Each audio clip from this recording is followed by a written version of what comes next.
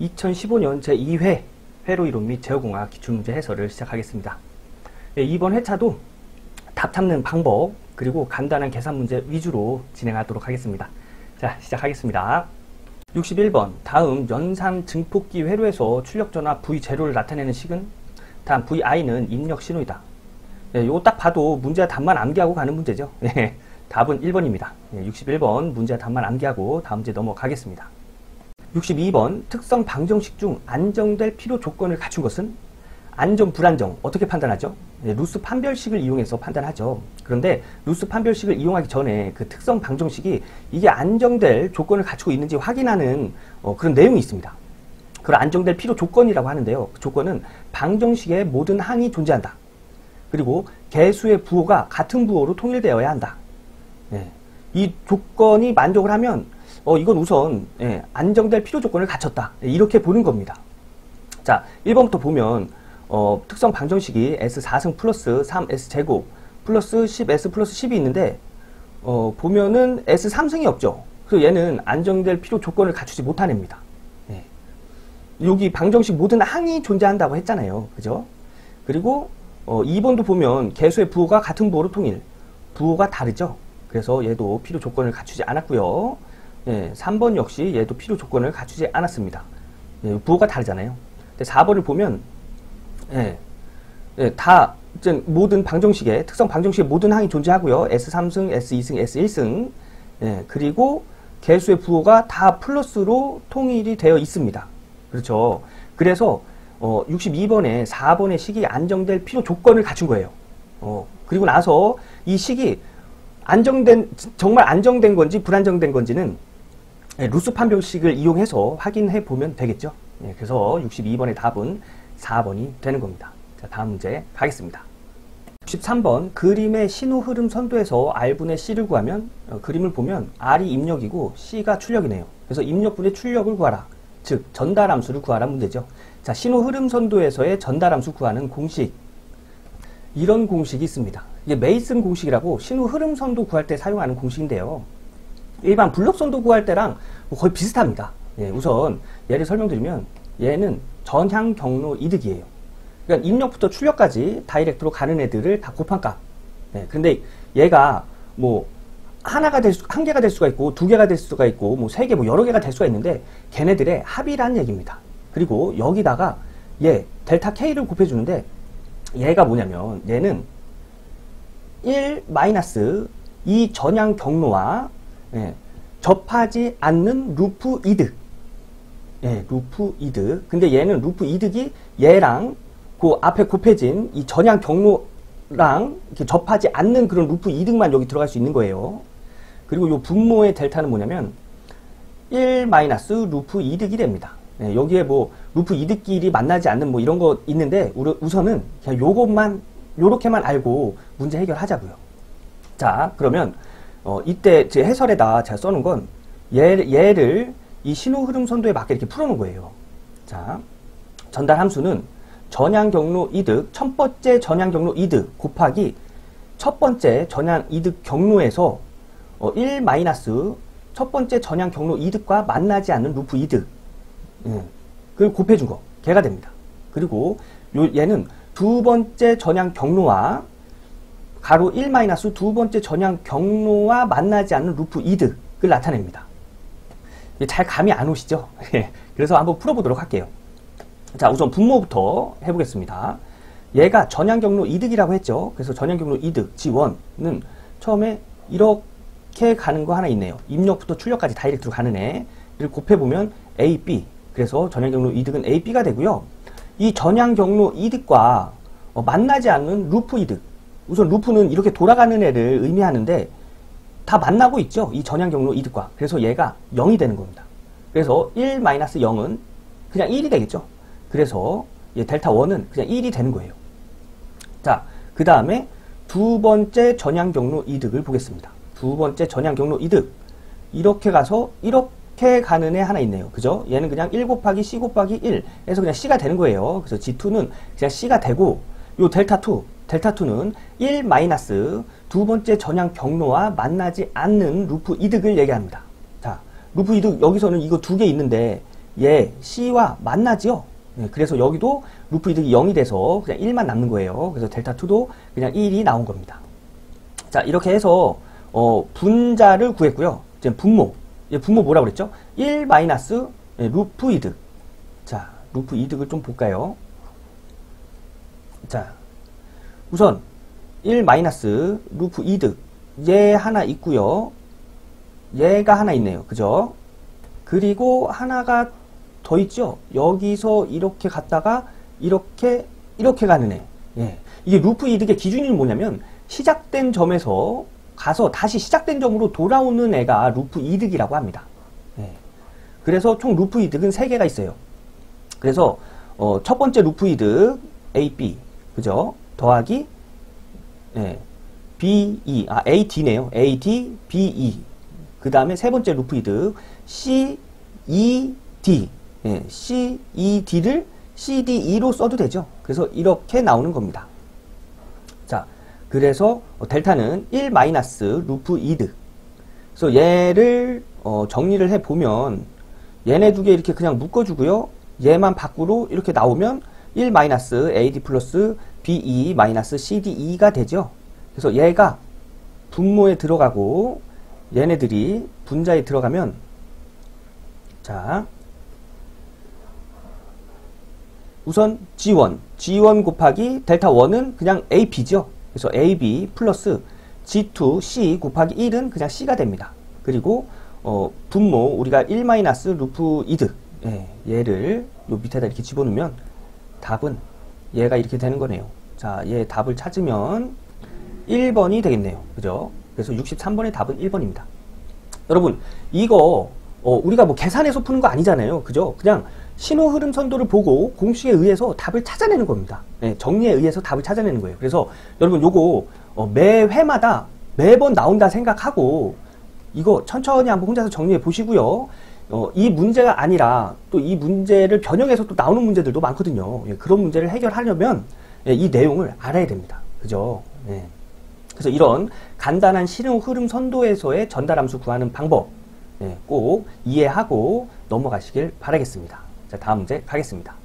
4번 Z 변환법을 사용한 샘플치 제어계가 안정되려면 1 플러스 GZ, HZ의 0의 근의 위치는 자, Z평면에서의 안정된 범위를 구해라. 이런 문제입니다. 자, Z평면 이렇게 생겼다고 했죠.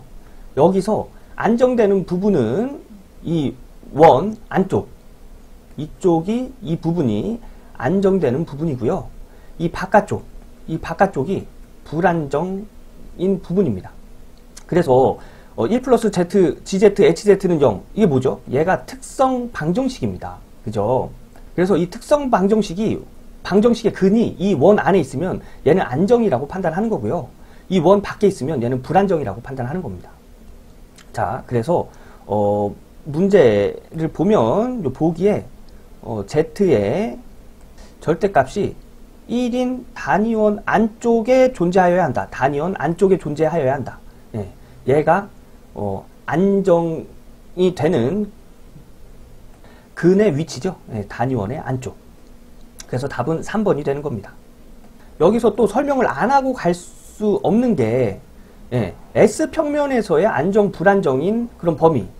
자, S평면이 이렇게 되잖아요. S평면에서는 얘를 S평면이라고 할 때 요 좌반면은 안정, 우반면이 불안정입니다. 그리고 요게 허수축이거든요. 허수축에 딱 걸리면 얘는 인계 안정이라고 하는 거예요.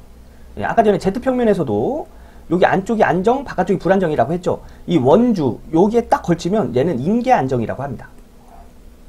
그리고 이 문제에서 또 한 가지 더 말씀드리고 가면 얘가 이 식이 어떻게 특성 방정식이 되냐면 특성 방정식은 제가 저번에도 한번 말씀드렸는데 전달함수가 GS는 1 플러스 GZ라고 하겠습니다. GZ는 1 플러스 GZ HZ분의 GZ로 나타내어지죠. 얘가 전달함수 그 식입니다. 이때에 이 분모가 0이 되는 식을 전달함수라고 하는 거예요.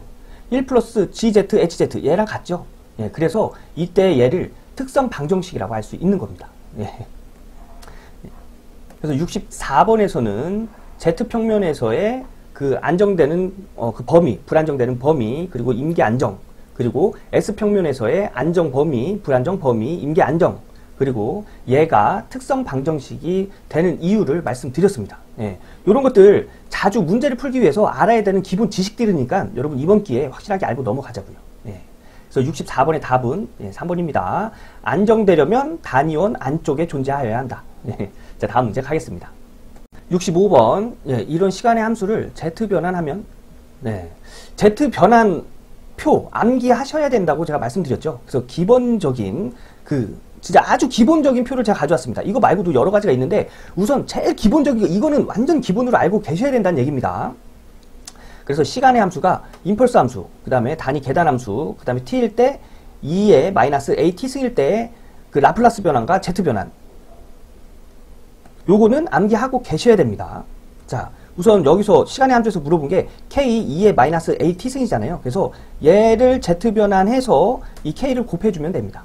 그래서 얘를 z 변환한 거, 얘를 z 변환한 거 이렇게 되죠. z 마이너스 2 마이너스 at 승분의 z, 여기다가 k를 곱해주면 이 시간의 함수를 z 변환한 값이 되는 거예요. 자, 예, 답이 어디 있을까요? 네, 1번에 있겠네요. 그리고 65번엔 1번이 답입니다. 예, 이거는 뭐 내가 어떤 공식에 의해서 z 변환하는 게 아니고 그 표를 암기해서 거기서 찾아가지고 답을 찾는 거예요. 자, 65번에는 1번입니다. 요거 암기 문제입니다. 자, 다음 문제. 16번. 제역의 입력이 단위 계단 신호일 때, 그러니까 입력이 단위 계단 입력일 때 출력은 어떻게 되느냐, 그때 출력을 뭐라고 부르느냐, 예, 이걸 물어보는 겁니다.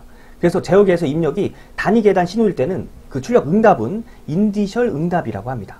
예, 그래서 답은 2번이 되는 거예요. 요거 그냥 암기하는 겁니다. 입력이 단위 계단 입력 신호일 때 출력 응답은 인디셜 응답이다. 예, 요거 암기하고 다음 문제 가겠습니다. 67번. 자동 제역의 과도 응답의 설명으로 틀린 것은? 자, 답은 4번입니다. 상승 시간은 최종값의 10%에서 100%가 아니라 10%에 90%까지 도달하는 시간을 상승 시간이라고 합니다. 그리고 나머지 애들은 이제 맞는 답이니까 요거는 그냥 편하게 읽어보고 넘어가도록 하겠습니다.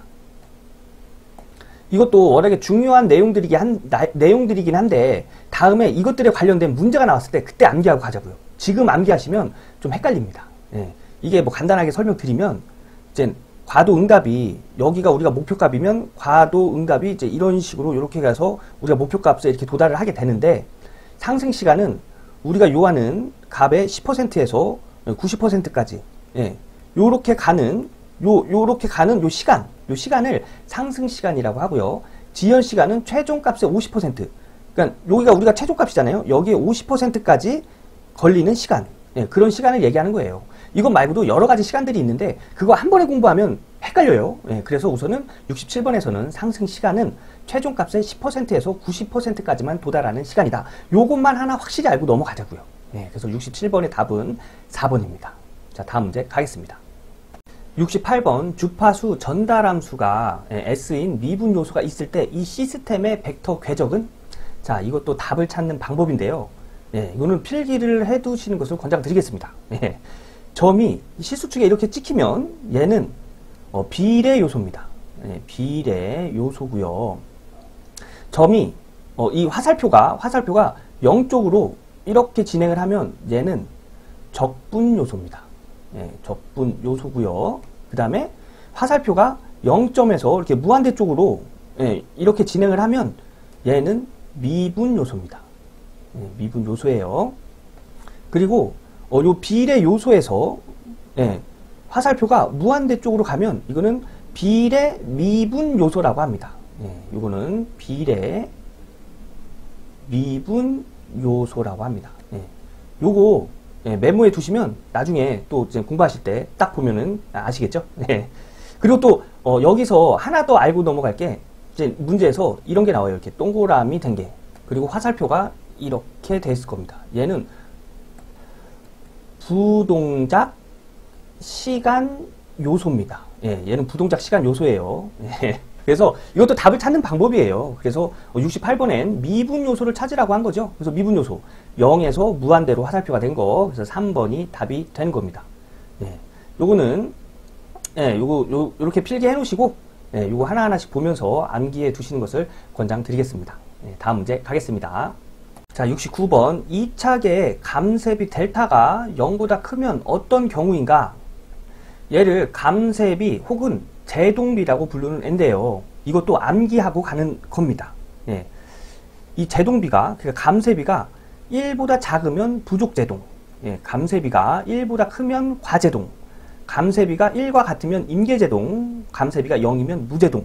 요거 암기해 두는 그런 내용입니다. 우선 문제에서 이 감쇄비가 1보다 큰 걸 찾으라고 했으니까 과제동이 되겠네요. 그래서 69번의 답은 2번 과제동입니다. 네, 다음 문제 가겠습니다.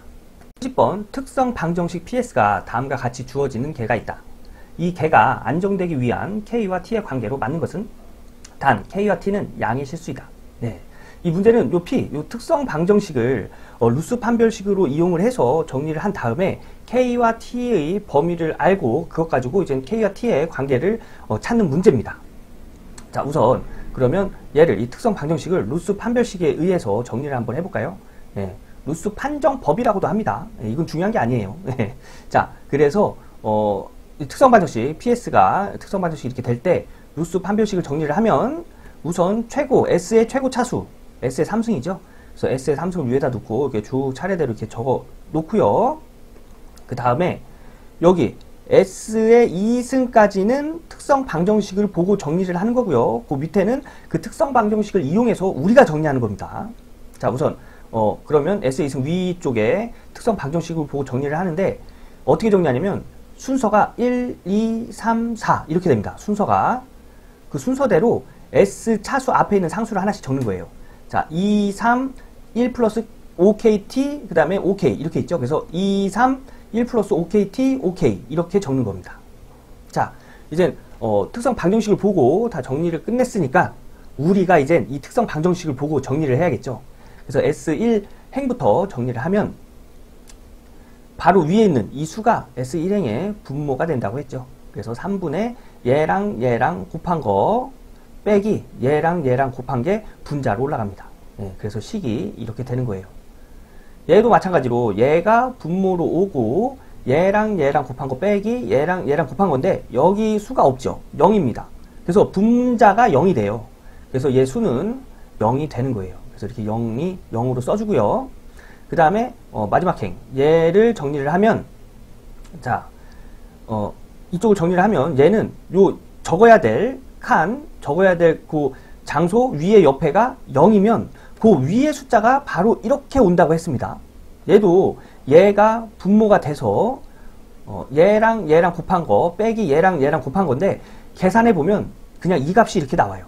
네, 그래서 여기 적어야 될 요 칸에 위에 옆에가 0이면 그 위의 숫자가 그냥 이렇게 오는 거예요. 자, 그러면 루스 판별식으로 다 정리가 끝났습니다. 이때 루스 판별식을 보고 안정인지 불안정인지 판단하는 방법은 이 1열에 정리된 그 숫자를 보고 이 정리된 숫자들이 부호의 변화가 없으면 그건 안정이고 부호의 변화가 하나라도 있으면 그건 불안정이에요. 그렇기 때문에 이 식이 여기 얘 플러스 얘 식도 플러스가 돼야 되고 얘 식도 플러스가 돼야 이 식은 안정됐다고 판단할 수 있는 거죠. 그래서 보면 요 S1행에 얘가 0보다 크려면 이 분자가 0보다 크면 되죠. 그래서 이 분자 1 플러스 OKT 곱하기 3 마이너스 2 곱하기 OK가 0보다 커야 되고요. 얘도 0보다 커야겠죠. 그래서 이런 식을 얻을 수 있는 겁니다. 자, 얘를 정리를 하면 3 플러스 15KT 마이너스 10K가 되고요. 자, 이 식에서 요 10 마이너스 10K를 이쪽으로 이렇게 넘기면 3 플러스 15KT가 10KT보다 크다. 이런 식을 얻을 수 있습니다. 그런데 5K가 0보다 커야 되잖아요. 그죠? 자, 5를 이쪽으로 넘기면 0에다가 5를 나눠줘야 되니까 K는 0보다 큰 수가 돼야 됩니다. 자, 0보다 큰 수를 넣으면 당연히 10K가 5K보다 크겠죠.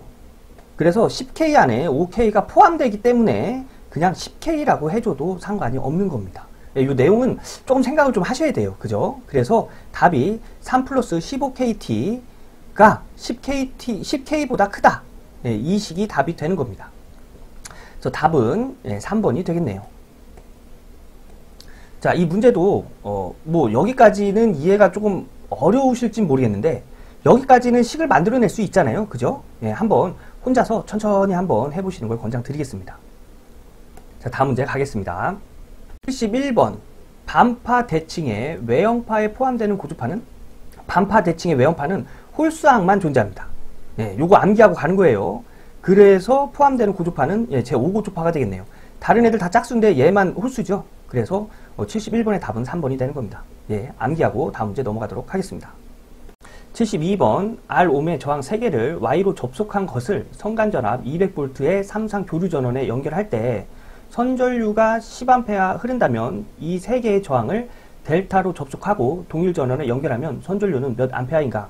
자, 저항을 Y결선으로 하고 전압을 200V를 가했더니 10A가 흘렀답니다. 그래서 이때의 이 선간 전압과 이 전류로 이 저항값을 구한 후에 이거와 같은 저항으로 델타 결선으로 연결을 해서 그때 선전류를 구해라.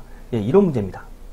자, 그러면 저항 3개를 Y결선을 이렇게 해 놓고요. 여기에 200V를 가했을 때 10A가 흘렀답니다. 이때 저항을 구하래요. 저항 R은 I분의 V죠. 예, V는 IR. 이거 오음의 법칙에서 얘를 기준으로 해서 넘기면 R은 I분의 V가 됩니다. 그죠? 근데 여기에서의 선전류를 줬죠. Y결선에서의. 근데 Y결선의 선전류는 이 상전류와 같습니다. 그래서 I는 그대로 10A가 이렇게 들어가고요. 전압 V는 요 성간전압을 줬죠. 문제에서. 그래서 이 성간전압을 줬는데 이 저항을 알기 위해서는 이 상전압을 적용을 해야 됩니다. 그래서 이 성간전압 가지고 상전압을 구해야 돼요. 자, 성간전압 길지요. 근데 상전압 짧습니다. 얼마큼? 루트 3분의 1만큼. 그래서 성간전압이 200V일 때 상전압은 루트 3분의 200이 되는 거예요. 그래서 얘를 계산하면 번분수죠? 얘랑 계산해서 분모에다 두고 얘가 1분의 10이 될 수 있죠. 그래서 이렇게 먼 것 계산해서 분자에다 두면 10 루트 3분의 20이 이 저항이 되는 걸 알 수가 있습니다. 자, 그럼 저항값을 구했어요. 그죠? 이 저항값이 10 루트 3분의 200입니다. 200. 그래서 이 저항을 여기다가 이렇게 결선을 해 놓는 거예요. 델타 결선으로. 이때의 선전류를 구하라는 얘기입니다. 자, 이때 델타로 접속하고 동일 전원이라고 했기 때문에 이때 전압은 200V예요. 자, 그럼 여기서 요 상에 흐르는 상전류를 먼저 구해볼까요? 전류 I는 R분의 V죠. 네. 자, 여기서 I를 기준으로 식을 정리하면 R이 넘어가면서 V에 나눠지잖아요. 그죠? 그래서 I는 R분의 V입니다. 근데 우리가 구해놓은 저항 10 루트 3분의 200 분의 여기 걸리는 전압 델타 결선에서의 상전압은 선간전압과 같지요? 딱 봐도 높이가 같잖아요. 그래서 같아지는 겁니다. 그래서 전압 200을 여기다 이렇게 적는 거예요. 그래서 이때 전류를 구하면 200분의 번분수죠? 얘랑 곱하면 200 곱하기 10 루트 3이 되겠네요. 그래서 얘랑 이렇게 나눠져서 이때 여기 상에 흐르는 전류는 10 루트 3A가 흐르는 겁니다. 자, 그런데 문제에서 물어본 게 상전류가 아니라 선전류죠.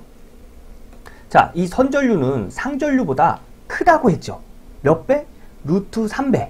예, 그래서 이 상전류에 루트 3을 곱하면 선전류가 됩니다. 그래서 우리가 찾는 델타 결선의 선전류는 루트 3에 상전류를 곱해요. 상전류 우리 10 루트 3이라는 거 알아냈죠? 그래서 3 루트 3 곱하기 10의 루트 3은 30A가 됩니다. 그래서 답은 1번이 되는 거예요. 여기서의 상전류가 선전류보다 작고 선전류가 상전류보다 크다는 거 어떻게 암기하라고 했죠?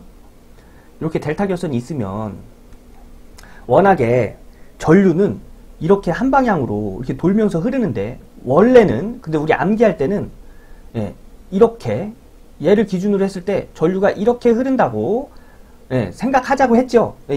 진짜 이렇게 흐르는 건 아닙니다. 이렇게 회전해서 흐르는 거예요. 한쪽 방향으로. 근데 암기할 때는 자, 이 전류가 이렇게 합쳐지면 이 전류가 되겠죠.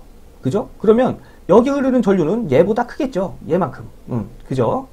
그래서 이 선전류는 이 상전류보다 크게 되는 거예요. 이렇게 암기하면 좀 암기하는 데 도움이 된다고 했습니다.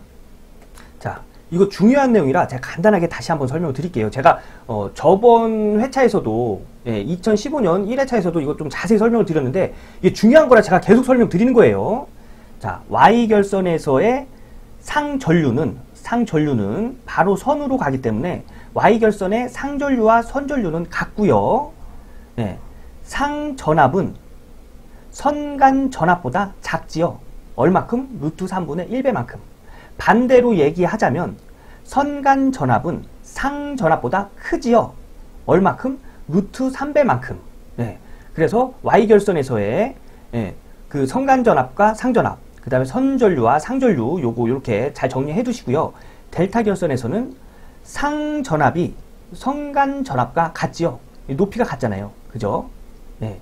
그리고 상전류는 전류가 이렇게 흐른다고 그냥 매울 때만 이렇게 흐른다고 가정한다는 거예요. 워낙에 다시 한번 말씀드리지만 요 델타 결선에서의 전류는 한쪽 방향으로 이렇게 흐릅니다. 이렇게 흐르든지 반대쪽으로 흐르든지 이거 괜히 어디 가서 규명이가 그러는데 델타 결선에서는 전류가 이렇게 흐르는데 이렇게 말씀하실까봐 제가 이렇게 몇 번을 강조해서 설명드리는 겁니다. 이거 암기할 때만 이렇게 암기하는 거예요. 그래서 델타 결선에서의 상전류는 이렇게 흐른다고 가정을 했을 때 얘 두 개 합친 게 전류 두 개 합친 게 이쪽으로 이렇게 흐를 거 아니에요. 선으로 흐릅니다. 그래서 선전류는 상전류보다 크게 되는 거예요. 얼마큼? 루트 3배만큼. 자, 반대로 얘기하면 상전류는 선전류보다 작지요. 얼마큼? 루트 3분의 1배만큼. 네. 그래서 이렇게 정리해 두시면 좀 암기하시기가 좀 편하실 겁니다. 네. 그래서 72번은 3번이 되고요. 제가 지금까지 말씀드린 내용 천천히 생각해 가시면서 이 문제 한번 꼭 혼자서 풀어보시는 걸 권장드리겠습니다. 네. 이 문제 중요한 내용이니까 Y결선, 델타결선 중요한 내용이니까 여러분 이거 이해 안 되시면 네이버 카페 전치모에 꼭 그 질문 주셔야 됩니다. 이거 꼭 알고 넘어가셔야 됩니다. 예, 다음 문제 가겠습니다. 73번 RL 직렬 회로에서 시정수가 0.03세크 저항이 14.75mm 때 코일 인덕턴스를 구하라는 문제입니다. 우선 문제에서 시정수 줬죠? 인덕턴스 L 줬으니까 RL 직렬 회로에서의 시정수 어떻게 구할까요? 저항분의 인덕턴스. 네, 이렇게 구하죠. 근데 여기서 물어본 건 인덕턴스잖아요. 그래서 얘를 기준으로 식을 정리하면 얘 넘어가야겠죠. 그래서 시정수에 저항을 곱해주면 인덕턴스를 구할 수 있습니다. 자, 시정수 0.03 세크 줬죠. 곱하기 저항 14.7 줬습니다. 얘네 두 개 곱하면 0.441 헨리라는 걸 알 수가 있어요. 근데 문제에서 미리 헨리라고 했죠. 그래서 여기에 10에 3승을 곱해주면 441.미리 헨리가 됩니다. 네, 자, 근데 여기서 제가 또 하나 말씀드리고 싶은 건 요 단위 변환하는 거를 조금 어려워하시는 분들이 있어요. 이거 어떻게 생각하시면 좀 쉽냐면 자, 미리 헨리가 이 미리 헨리가 헨리보다 작지요. 단위가 작아지면 숫자는 커져야 됩니다. 그래서 요 미리가 10의 3승이라는 걸 알겠는데 이게 12의 3승을 곱해줘야 되는 건지 나눠줘야 되는 건지 그거를 복잡해 하시는 분 계세요. 헷갈려 하시는 분 계신데 자, 단위가 작아지면 숫자가 커져야 되기 때문에 당연히 이때는 10의 3승을 곱해줘야 되는 거예요. 그죠? 그래서 이렇게 단위 변화를 하면 숫자가 이렇게 변하는 겁니다. 그래서 73번에는 답이 1번입니다. 요거 단위 변환하는 거 한번 연습해 보시고요. 여기 RL 직렬 회로에서의 시정수 요거 지금쯤이면 암기하고 계셔야 됩니다. 이거 엄청 자주 나온 문제예요. 그래서 요거 암기하고 다음 문제 넘어가겠습니다. 자, 74번 전류가 이런 값을 갖고 기전력, 전압이겠죠? 전압이 이런 값을 가졌을 때 이 두 개 사이의 위상차는 위상차를 구하는 방법은 이 전압의 위상차, 요 위상차 빼기 전류의 위상차를 하면 되는데 이 전압, 기전력은 위상을 코사인으로 주고 전류는 사인으로 줬습니다. 그래서 두 개의 파형을 맞춰줘야 돼요. 대부분 코사인을 사인으로 바꿔주거든요. 근데 이때 바꿔주는 거 제가 저번 회차에도 말씀드렸는데 다시 한번 설명드리도록 하겠습니다. 자, 사인파를 그래프로 그리면 이렇게 돼요. 이런 그래프인데 여기서 코사인파를 그리면 코사인파는 이렇게 그려집니다. 이렇게 그려져요. 코사인파는. 자, 그러면 사인파와 코사인파를 같게 하려면 이 사인파를 이쪽으로 90도만큼 옮기면은 사인파와 같아지겠죠. 그래서 이쪽으로 이렇게 옮기는데 여기가 마이너스 90도라고 90도를 빼주는 게 아닙니다. 이 가로축, 이 축은 오메가 t라고 시간 위상각을 나타내는 건데 시간의 개념이 포함되어 있어요. 그래서 이쪽으로 가면 시간이 빨라지는 거죠. 그래서 플러스로 들어가는 거예요. 그래서 코사인 세타는 사인 세타에 90도를 더해준 거와 같다. 예, 이렇게 표현할 수 있습니다. 예, 이쪽으로 가면 각도를 더해주는 거고 일로 가면 각도 빼주는 겁니다. 예, 그래서 이렇게 이해하시면 돼요. 그래서 얘를 사인파로 나타내면 사인 오메가 t 마이너스 얘의 플러스 90도가 되는 겁니다. 그래서 플러스 90도 얘 2분의 파이로 나타낼 수 있죠. 이 파이 180도잖아요. 그죠? 그래서 기전력이 사인파로 바꾸면 이런 식이 되는 거예요. 예, 여기 90도 더해줬죠. 그래서 얘에서 얘를 빼면 위상차가 되는 겁니다. 자, 그래서 마이너스 파이 플러스 2분의 파이 마이너스 각도를 해주면, 자, 얘를 이렇게 뒤로 빼주면 2파이 마이너스 세타 마이너스 파이가 되겠죠.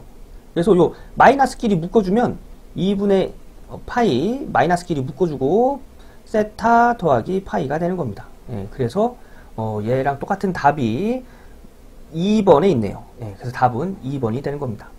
여기서 이제 알아가야 되는 건 위상차를 구할 땐 전압의 위상에서 전류의 위상을 빼준다는 거. 예, 그리고 코사인과 사인의 그 파형을 맞춰줄 때는 사인파에다가 90도를 더해준다는 거. 예, 그거 암기하고, 예, 그거 이해하고 다음 문제 가겠습니다. 자, 75번. 그림과 같은 회로의 전달함수는, 예, 우리 이런 회로에서 전달함수 많이 구해봤죠. 처음에 어떻게 하라고 했죠? 요 C는 CS분의 1로 적고, 요 R은 그냥 R로 적고, 만약에 L이 나왔으면 LS로 적고 시작하자고 했죠. 예, 그래서 이 문제에 전달함수 구하는 문제인데, 전달함수는 입력분의 출력이죠. 그래서 입력의 전압을 라플라스 변환해서 정리를 하고, 출력의 전압을 라플라스 변환해서 정리를 한 다음에 그 구한 입력분의 출력, 요렇게 해서 구하면 되는 건데, 우선 여기까지만 설명을 드릴게요. 출력은 R은 그냥 R이라고 했죠. V는 IR, 요 R 곱하기 전류입니다. 그래서 출력 전압은 R2에다가, 출력 전압은 여기서부터 여기까지잖아요. 그래서 R2에다가 여기에 흐르는 전류 IS인데, 여기 IS인데 얘도 라플라스 변환하면 IS 이렇게 된다고 했죠. 그래서 얘가 이렇게 곱해진 겁니다. V는 IR에서, 그래서 전류가 이렇게 곱해진 거고요.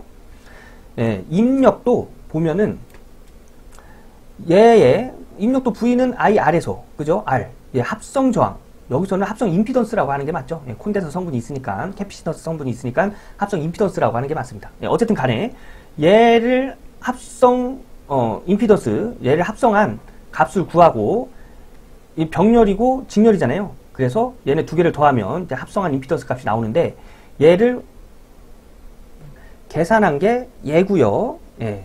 병렬이니까 합분의 고, C는 CS분의 1로 표시한다고 했죠.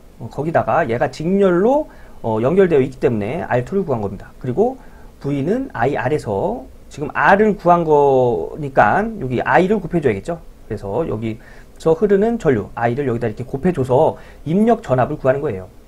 그래서 요 입력분의 출력, 입력을 여기다 넣고 출력을 여기다 넣어서 이렇게 쭉 계산을 하는 건데, 요거 천천히 한번 해보시면 누구나 할 수 있는 건데, 요게 이해가 안 되신다, 얘가 이렇게 변하는 거, 그리고 얘가 이렇게 변하는 게 이해가 안 되신다 하면 네이버 카페에 올려주세요. 그럼 제가 쭉 정리를 해서 또 올려드리겠습니다. 예. 그리고 이 식에다가 분자 분모에다가 R1 플러스 R2분의 1을 다 곱해줘요. 곱해줘서 정리를 쭉 하면 이런 식이 나오거든요. 네.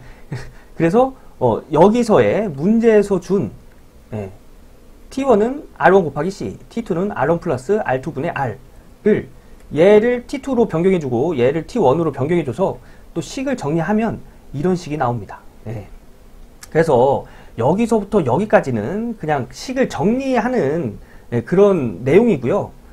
이 문제에서 중요한 건 이 입력 전압을 라플라스 변환한 값을 구하고 출력 전압을 라플라스 변환한 값을 구할 수가 있냐, 이게 중요한 겁니다. 그래서 여기까지만 또 혼자서 이렇게 쭉 찾아낼 수 있으면 여기는 그냥 연습만 하면 되니까 우선 중요한 건 여기까지만 혼자 한번 찾아내 보세요.